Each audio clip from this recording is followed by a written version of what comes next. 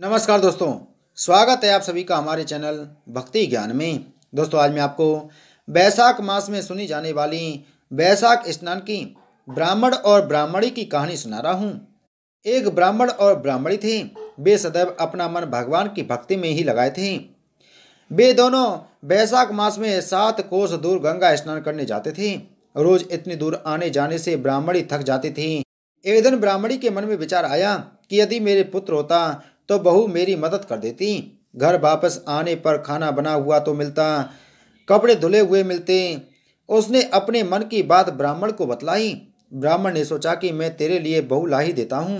ब्राह्मण ने ब्राह्मणी से कहा कि एक पोटली में थोड़ा सा आटा बांध दे, उसमें सोने की गिन्नियाँ रख देना। उसने पोटली बांध दी और ब्राह्मण पोटली लेकर चल दिया।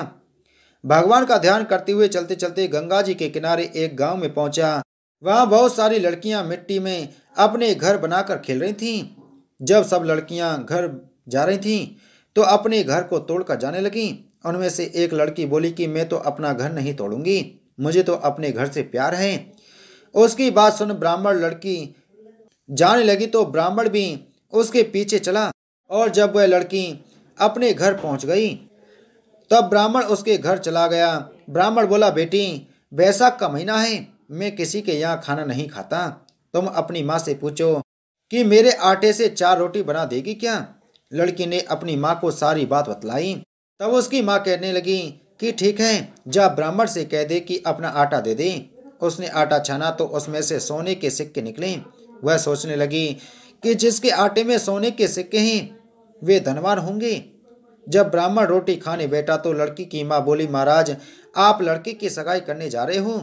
ब्राह्मण बोला कि मेरा लड़का तो काशी बनारस पढ़ने गया हुआ है, लेकिन अगर आप कटार से अपनी पुत्री का विवाह करा दीजिए कहो तो मैं कटार से आपकी लड़की को ब्याह कर अपनी पुत्र वधू को साथ ले जाऊं। लड़की की माँ बोली, ठीक है महाराज। और ब्राह्मण पुत्र वधू को साथ लेकर घर आ गया। ब्राह्मणी ने बहू का स्वागत सत्कार किया और वह बहू को आदर सत्कार के साथ अंदर ले गई। अब जब ब्राह्मण ब्राह्मणी बैसाख नहाने जाते तो बहू घर का सारा काम कर देती। बहू बहुत ही समझदार थी। खाना बनाती और सास ससुर के कपड़े धोती और रात में उनके पैर दबाती। मन से सास ससुर की सेवा करती। इस तरह से काफी समय बीत गया। सास ने बहू से कहा, बहू चूल्हे की आग ना बुझने देना और परिंदे का पानी खत्म ना होने देना। एक दिन चूल्हे की आग बुझ गई। बहू भागी भागी पड़ोसन के घर गई और बोली, मुझे थोड़ी सी आग दे दो, मेरे चूल्हे की आग बुझ गई है। मेरे सास ससुर बैसाख स्नान करने गए हैं, वे थके हारे वापस आएंगे, मुझे उनके लिए खाना बनाना है। पड़ोसन कहने लगी, अरे तू तो बहुत भोली है, इनका ना तो कोई बेटा है और ना ही कोई बेटी है।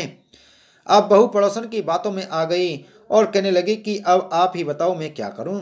तब पड़ोसन बोली, 7 कोठों की चाबी मांग लेना। सास ससुर जब घर आए तो बहू उदास थी, कुछ नहीं बोली। तो सास बोली कि आज तो बहू ने अच्छी सीख नहीं मिली है। अगले दिन जब सास ससुर बैसाख स्नान करने जाने लगे तो बहू बोली कि मुझे तो 7 कोठों की चाबी चाहिए। तो ससुर जी ने कहा कि ठीक है, दे दो बहू को चाबी। आज नहीं तो कल चाबी बहू को देनी ही है, हमारे जीवन का क्या पता, इसलिए चाबी दे दो।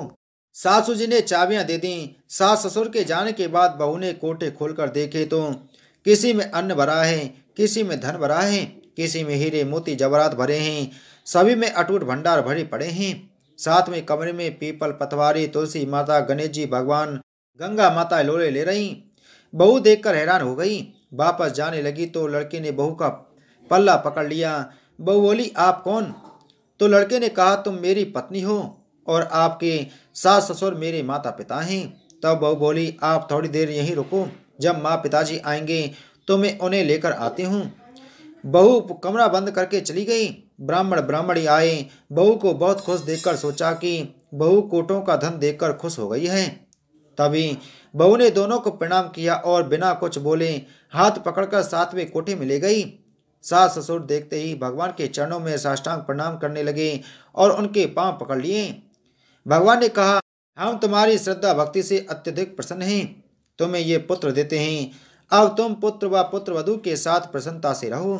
बहू ने सासू जी के पांव पकड़ लिए। सासू जी ने बहू को आशीर्वाद दिया और आला गीला बांस कटाकर दोनों का विवाह करवाया। पुत्र ने माता पिता को गले से लगा लिया।